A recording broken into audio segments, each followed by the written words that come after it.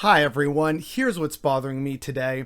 Ben Shapiro does not understand how voter suppression works, and this man is supposed to be a Harvard graduate. Here's the thing, right? Ben Shapiro is now in hot water for saying that voter suppression doesn't involve long lines any more than long lines at Disneyland are ride suppression. Which, okay, Benny boy. Here's the thing. At Disneyland, for starters, that is a place you have to pay to get into. And the reason why the lines are so long is because the supply does not meet the demand. This is that simple market economics you love to talk about. So that's that one. So if we try to apply that to the election system and realize, okay, so if I'm, for example, to use a actual thing that happened, if I'm someone in Kentucky and I realize that there's a lot of black people who live in Louisville, Kentucky, if I want to suppress their vote and force a long line to be created, I will make one polling station available for 500,000 residents. That's how that works. Also, let's not forget that just recently, Georgia passed a bill making it, I think, a misdemeanor, possibly even a felony, to give food and water to people waiting in Georgia's already infamously long lines, because that is a form of voter suppression.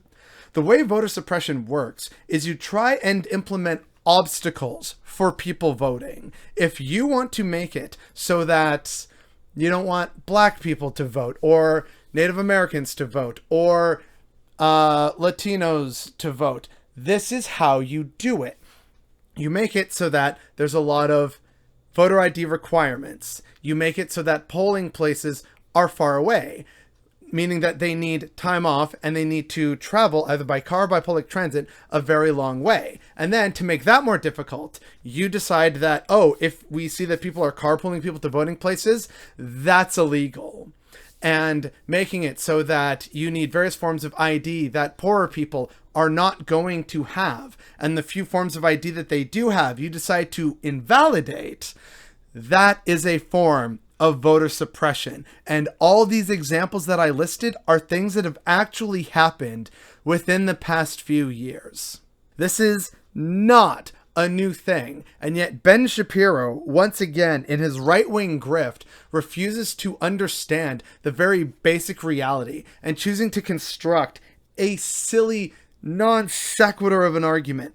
Just saying, it's not ride suppression if this happens at Disneyland. And he completely ignores the political, cultural, and economic contexts behind what causes people to face obstacles to voting, and how that often tends to affect those who are poor and non-white. That is the unfortunate reality of America, and yet Ben Shapiro seems unable to comprehend that, despite a literal mountain of evidence and those examples that I listed having happened routinely in states that actively try and suppress the vote. There's gerrymandering. There's all the various instances I listed of trying to make it harder for people to vote. How does anyone justify claiming to live in a democracy and saying out one side of their mouth that democracy is good, and yet when people dare to vote against, their own interests, the interests of those in power, now democracy is a bad thing. Changing demographics and beliefs, this is a bad thing. We can't have that. That's unacceptable. That is too much democracy. Or no, it wasn't democracy because it was totally rigged. Or it's illegal voting, despite there being such a low level of illegal voting that I think it's pretty much statistically zero or something like that.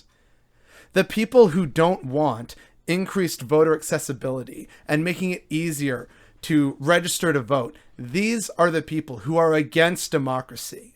They are some of the biggest threats to democracy that any nation can have, whether it's here in Canada or in the States. And for people, supposedly well-educated people like Ben Shapiro, to refuse to recognize this and accept this very real and grim reality is very telling. It is extremely telling. And the fact that more people don't call out this behavior and just recognize it as destructive to democracy, which they claim to represent, is definitely what's bothering me today.